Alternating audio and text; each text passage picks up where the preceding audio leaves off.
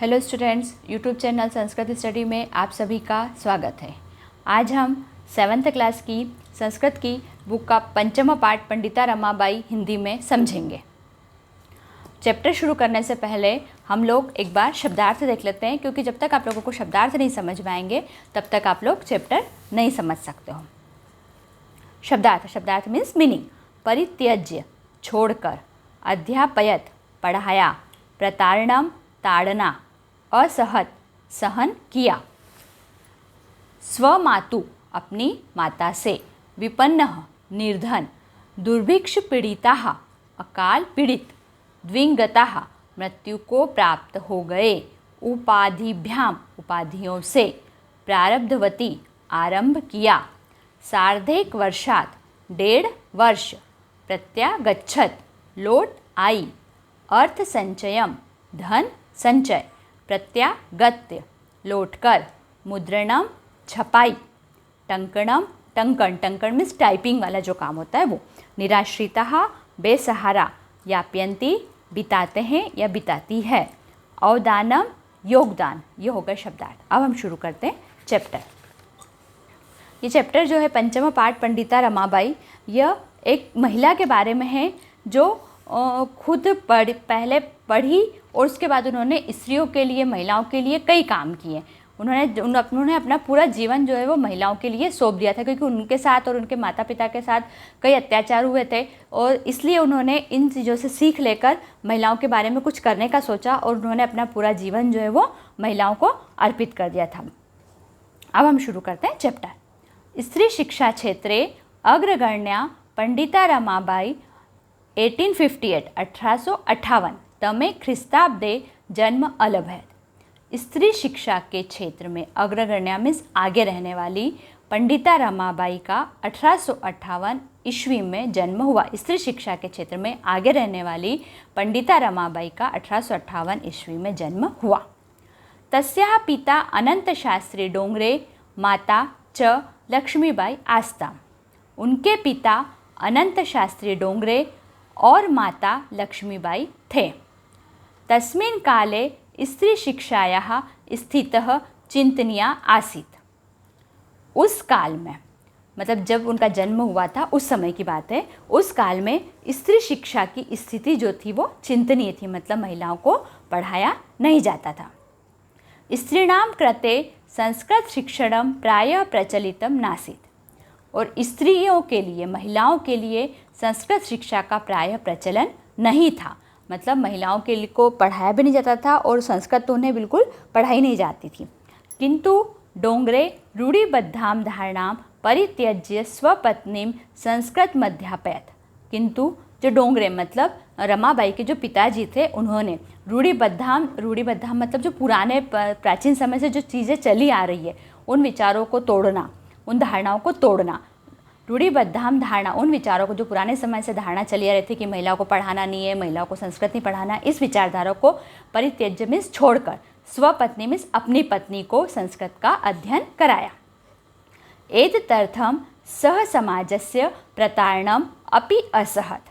और इसके लिए उन्होंने समाज की प्रताड़ना भी सही। समाज की प्रताड़ना से मतलब ये है कि जब उन्होंने इस चीज़ का विरोध किया कि महिलाओं को पढ़ना चाहिए, महिलाओं को नहीं पढ़ाना चाहिए, इस चीज़ का उन्होंने विरोध किया, अपनी पत्नी को पढ़ाया, संस्कृत भी पढ़ाई, तो लोगों ने उनका बहिष्कार कर दिया, उन्हें समाज से निकाल दिया गया, उन्हें भला बुरा कहा जाने लगा।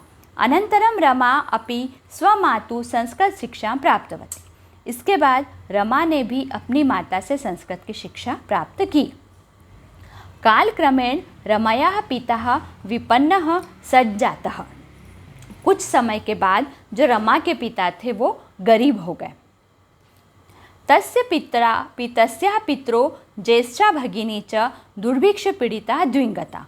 और उनके पितरों मीन्स यहाँ पे पितरो शब्द यूज़ किया गया है, तो पितरो शब्द मीन्स होता है माता और पिता दोनों। जैसे हम लोग पेरेंट्स शब्द यूज़ करते हैं तो पेरेंट्स में माता पिता दोनों आ जाते हैं, ऐसे इसमें पितरो संस्कृत में होता है, उसके लिए माता और पिता दोनों होता है।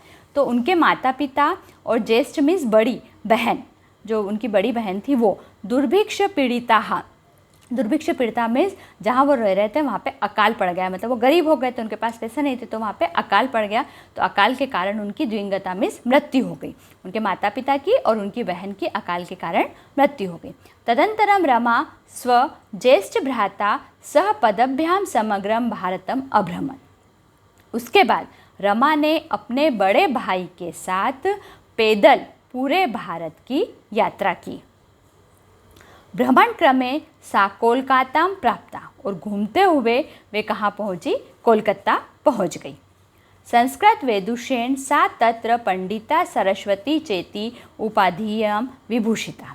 अब वो जो थी संस्कृत, उन्हें संस्कृत का ज्ञान अच्छा था, तो उन्हें संस्कृत में ज्ञान होने के कारण, संस्कृत की विद्वता होने के कारण वहाँ पर उन्हें पंडिता और सरस्वती इस प्रकार की उपाधि से विभूषित किया गया। तत्रैव सा ब्रह्म समाजेन प्रभाविता वेदा अध्ययनम अकरोत्, और वहाँ पर वे ब्रह्म समाज से प्रभावित होकर उन्होंने वहाँ पर वेदों का अध्ययन किया। पश्चात सा स्त्रीणां कृते वेदादीनां शास्त्राणां शिक्षाय आंदोलनम प्रारब्धवती, और फिर बाद में उन्होंने स्त्रियों के लिए, पहले स्त्रियों को नहीं पढ़ाते थे, लेकिन फिर बाद में उन्होंने स्त्रियों के लिए वेदों और शास्त्रों की शिक्षा के लिए आंदोलन प्रारंभ किए। मतलब उन्होंने आंदोलन शुरू किए कि महिलाओं को भी संस्कृत पढ़ाया जाए, उन्हें भी वेदों का अध्ययन दिया जाए, शास्त्रों का अध्ययन दिया जाए।